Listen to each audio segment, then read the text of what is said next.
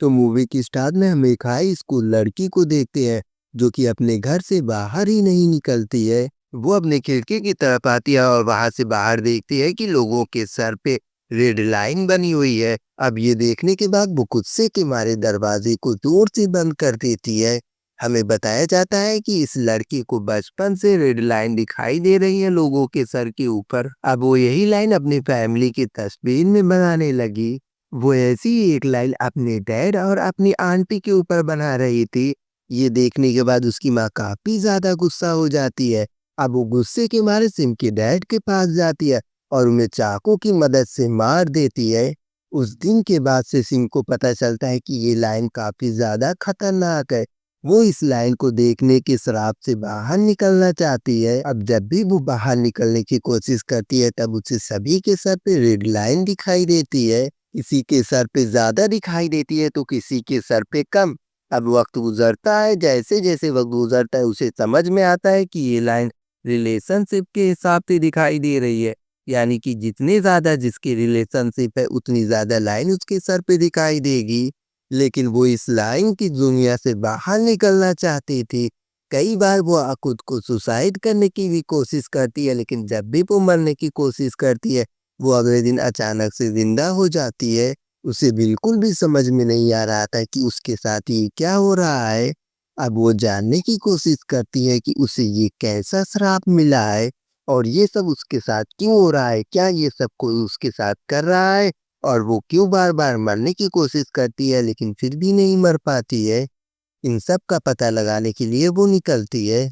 वो ये सब सोच ही रही होती है, लेकिन तभी वो देखती है कि उसके सामने वाले घर में एक नई लड़की आई है जिसके सर पे बहुत सारी रेड लाइन देखकर वो हड़बड़ा के दरवाजा बंद कर देती है। ये देखकर उस लड़की को काफी ज्यादा अजीब लगता है। अब ये इस बारे में पता लगाने के लिए उसके घर पे आ जाती है। वो काफी देर तक दरवाजा खटखटाती है लेकिन सिम दरवाजा खोलती ही नहीं है। अब अगले सीन में हम एक नए कैरेक्टर सियोन को देखते हैं जिसे उसके स्कूल के बच्चे उसे काफी ज्यादा मार रहे थे, उसके साथ काफी ज्यादा बुरा बर्ताव कर रहे थे। वो लड़की सियोन को छत के किनारे लेकर आके उससे कहती है कि अगर कल तक तुमने मुझे पैसे नहीं दिए तो मैं तुम्हें यहाँ से नीचे फेंक दूंगी। इतना कहते हुए वो वहां से चली जाती है। सियोन इतना ज्यादा डरती इसलिए है क्योंकि उसकी कोई भी फैमिली नहीं है। वो अपने अंकल के साथ रहती है। वो एक डिटेक्टिव है जिस वजह से वो कभी भी सियोन को ज्यादा टाइम नहीं दे पाता है और इस टाइम वो एक मर्डर की इन्वेस्टिगेशन कर रहा है। इस किलर के बारे में हम टीवी पे भी देखते हैं जिस किलर को एक हेलमेट मैन के बारे में बताया जाता है। सीन यहाँ पे हेलमेट मैन को भी देखती है जिसके सर पे सिर्फ एक ही लाइन थी। ये देखकर वो काफी ज्यादा हैरान हो जाती है क्योंकि ऐसा तो बहुत ही कम ही होता है।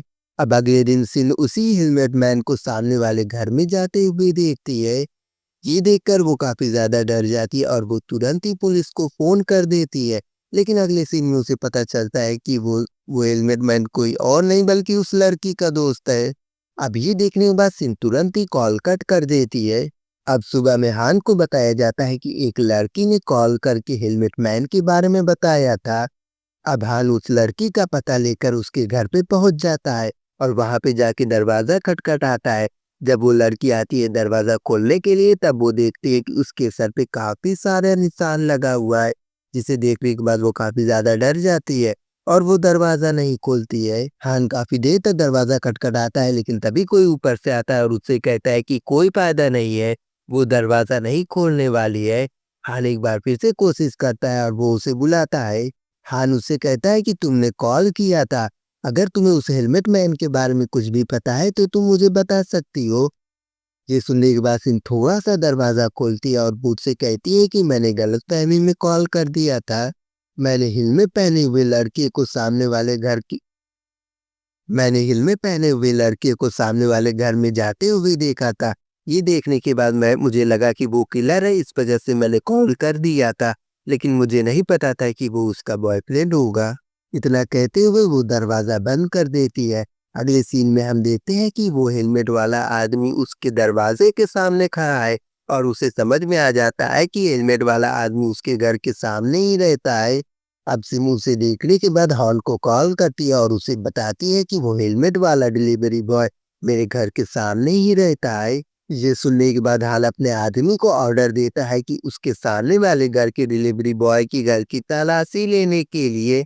अब हाल उस डिलीवरी बॉय के घर तक पहुंच जाता है और उसके घर में घुस जाता है और वहां पे जाने के बाद इन्वेस्टिगेशन करना शुरू कर देता है। डिलीवरी बॉय के घर में जाने के बाद उसे काफी ज्यादा अजीब लगता है, क्योंकि उसे समझ में आने लगता है कि शायद डिलीवरी बॉय ही कातिल हो सकता है, क्योंकि उसे इसके घर में काफ़ी ज़्यादा अजीब-सी चीज़ें दिखाई देने लगती है।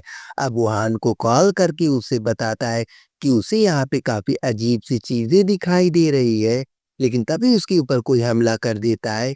हान उसे काफ़ी देर तक बुलाता है, लेकिन वहाँ से कोई भी आवाज़ नहीं आती है। कांटेक्ट ना होने की वजह से अब हान भी उसके घर के लिए निकल जाता है। वहीं दूसरी तरफ वो हेलमेट वाला आदमी भी अपने अगले शिकार के लिए तैयार हो जाता है और वो अपनी गाड़ी से वहां से निकल जाता है। सिम देखती है कि वो हेलमेट वाला आदमी सामने वाले घर की ओर जाने की कोशिश कर रहा है। अब सिम तुरंत ही हॉर्न को कॉल करने की कोशिश करती है, लेकिन तभी वो देखती है कि उसकी बैटरी डिस्चार्ज हो गई है। वो कभी भी बाहर नहीं निकलती, लेकिन वो सोचती है कि अगर वो बाहर नहीं निकलेगी तो उस लड़की की जिंदगी खतरे में पड़ जाएगी। वो जैसे ही उसके घर में पहुंचती है तब वो देखती है कि वो लड़का उस लड़की को मारने ही वाला होता है, लेकिन तभी वो नाइफ लेकर उसके सामने खड़ी हो जाती है। वो उसे रोकने की पूरी कोशिश करती है। हमें पता चलता है कि बिल्कुल सिम की ही तरह इस लड़के को भी इस लाइन दिखाई देती है, यानी कि वही रेड लाइन दिखाई देती है, जिस वजह से उसे पता चल जाता है कि ये लड़की उसे चीट कर रही है।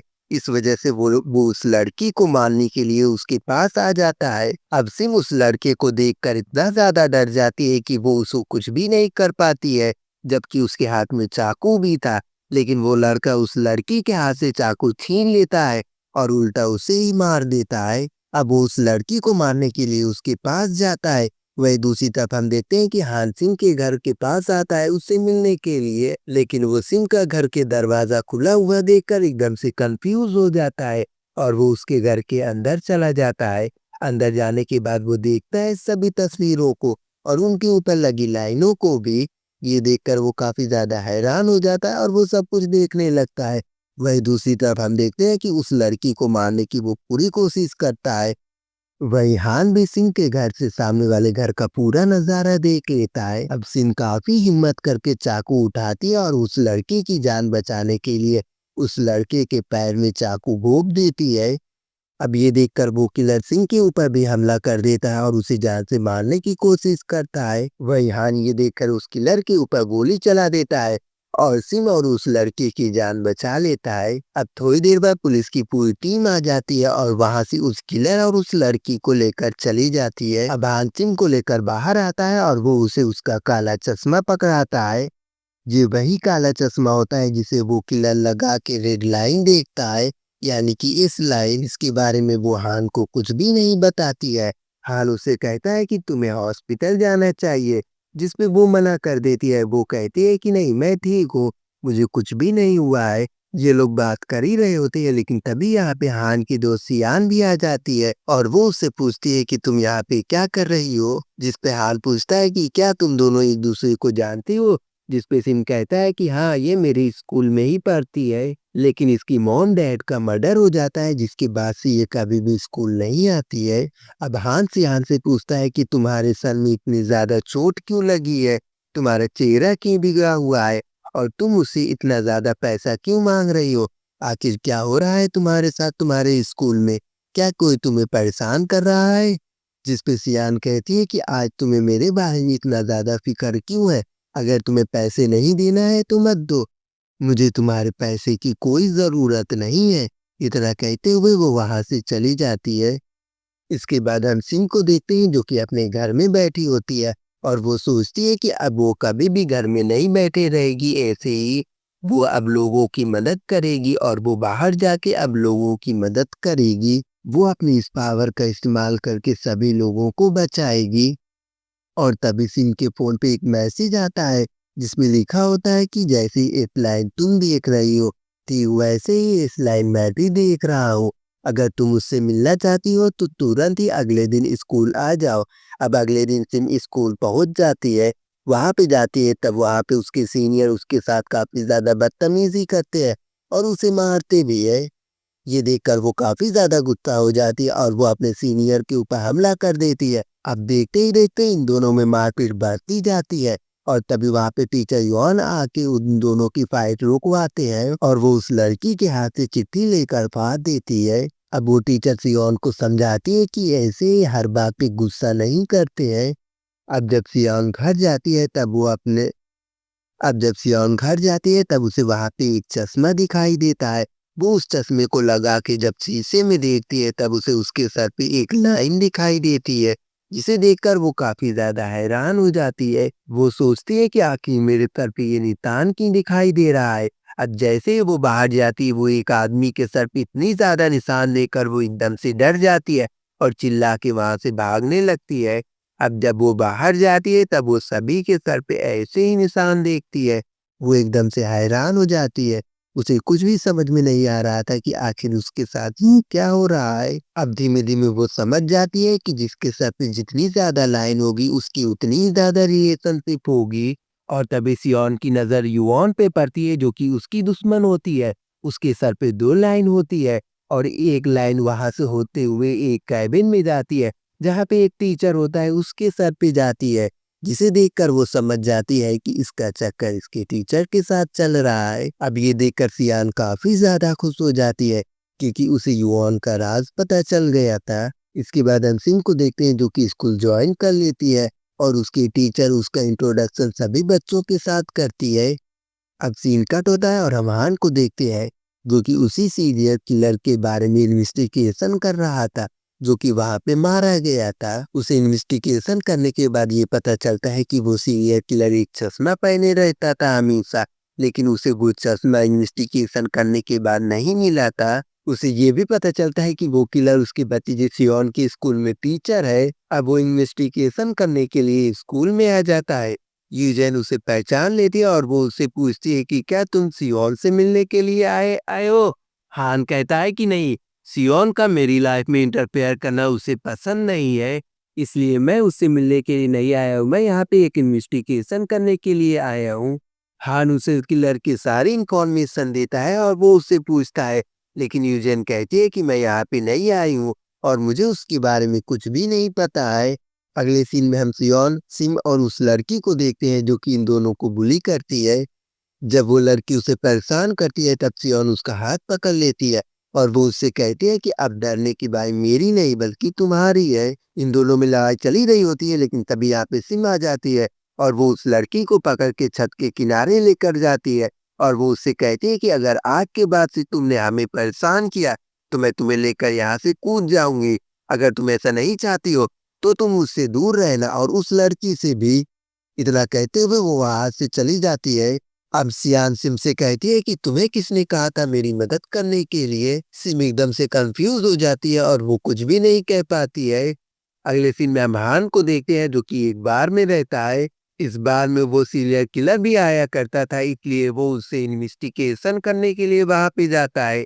वो बारटेंडर से पूछता है और उससे सारी जानकारी लेता है, जिसपे बारटेंडर कहता है कि यहाँ पे ये आता रहता है और वो लोगों के सर के ऊपर कुछ गिनता रहता है, जिस वजह से उसे लोगों के हाथों से मार भी पड़ती थी। अगले सीन में हम सियोन और सिंह को देखते हैं जो कि घर पे जा रहे थे। सियोन सिंह से कहती है कि मेरा दिल करता है कि मैं यहाँ से छोड़ के सब कुछ चली जाऊं क्योंकि हान मेरा बिल्कुल भी ध्यान नहीं रखता है। अब जब बाहर घूमने के लिए निकलती है तब वो देखती है कि वॉन एक होटल की तरफ जा रही है। वो उनका पीछा करती है और देख लेती है कि उसी होटल के पास उनसे मिलने के लिए उसके टीचर आए हैं और वो उन दोनों का एक साथ फोटो खींच लेती है। वो ये पिक्चर युवॉन को भेजती है और वो उसे ब्लैकमेल करती है, जिसपे युवॉन कहती है कि तुम्हें जो करना है कर लो, मुझे कोई फर्क नहीं पड़ता है क्योंकि मैं टीनेजर हूँ, मुझे कुछ भी नहीं होगा। वो फंसेगा तो वो टीचर ही। अब वो गुस्से के मारे वो फोटो टीचर को ही सेंड कर देती है और उसे डिमांड में 20 मिलियन वॉन मांगती है। अगले सीन में हम सिंह को देखते हैं जो कि उदास मन से अपने छत पे बैठी हुई थी और वो आज सामने वाले घर में एक कपल को देखती है जिनके सर पे एक ही लाइन थी और वो एक दूसरे से मिल रही थी, जो एक दूसरे के साथ काफी ज्यादा खुश थे। जबकि यहाँ पे और भी कई सारे लोग थे जिनके सर पे बहुत सारी लाइनें थी, जिन्हें देखकर वो काफी ज्यादा और उदास हो जाती है। अब आगे क्या होगा जानने के लिए अगले एपिसोड के लिए इंतज़ार करें।